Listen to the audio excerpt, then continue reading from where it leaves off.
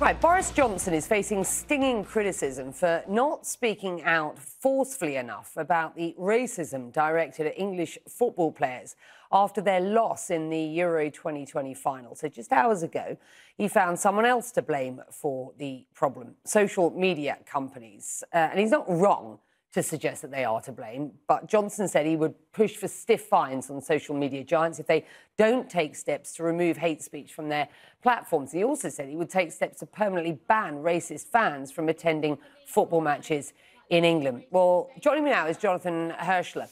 He's the CEO of an organisation called Signify. That's a company that's using AI technology to comb social media networks and search for hate speech. It's really good to have you on. You conducted a study, as I understand it, last year alongside the Professional Footballers Association and Kick It Out that analysed the online abuse that players received. Tell me more about that and what you found. Well, first of all, thank you for having me, Becky. It's good to speak to you today. Yeah, that's right. We've worked with the Professional Footballers Association, who have, as a trade union for players in this country, have got a deep duty of care to their players. So looking out for the levels of abuse that are being sent to them is obviously part of their remit. We worked for them across Project Restart, which was 6 weeks of football being played predominantly behind closed doors.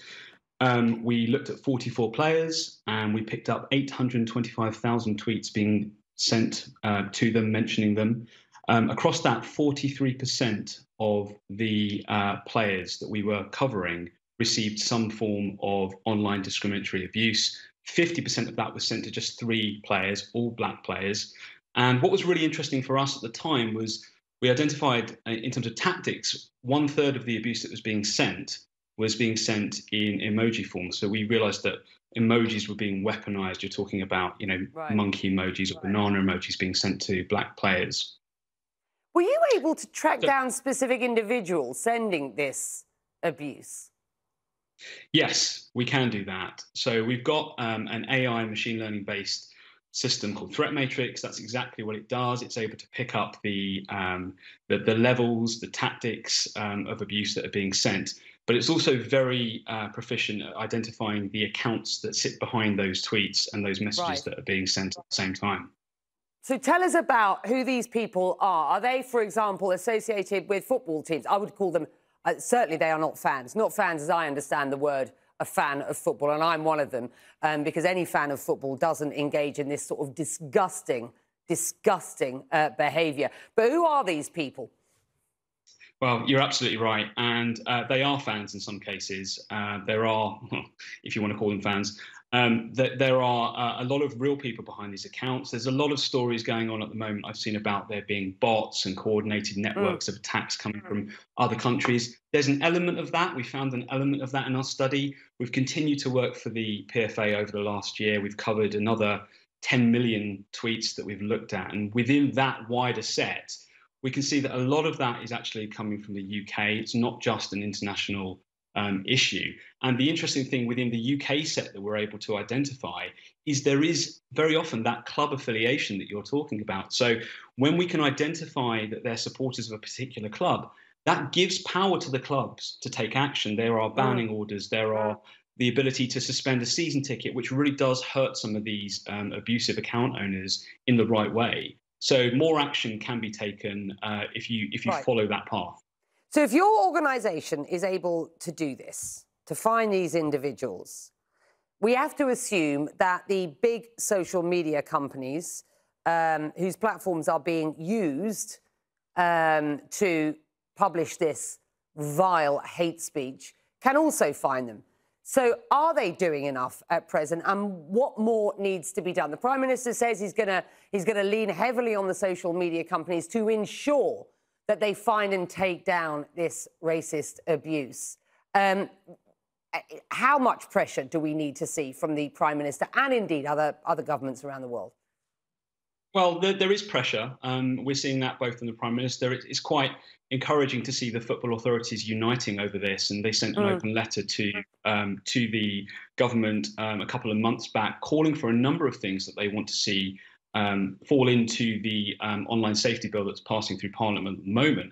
But to answer your direct question, can the platforms do more? Yes, they can do more. We've seen a number of things that they've been implementing over the past couple of months, but they've been primarily focused on hiding, moderating, filtering tweets.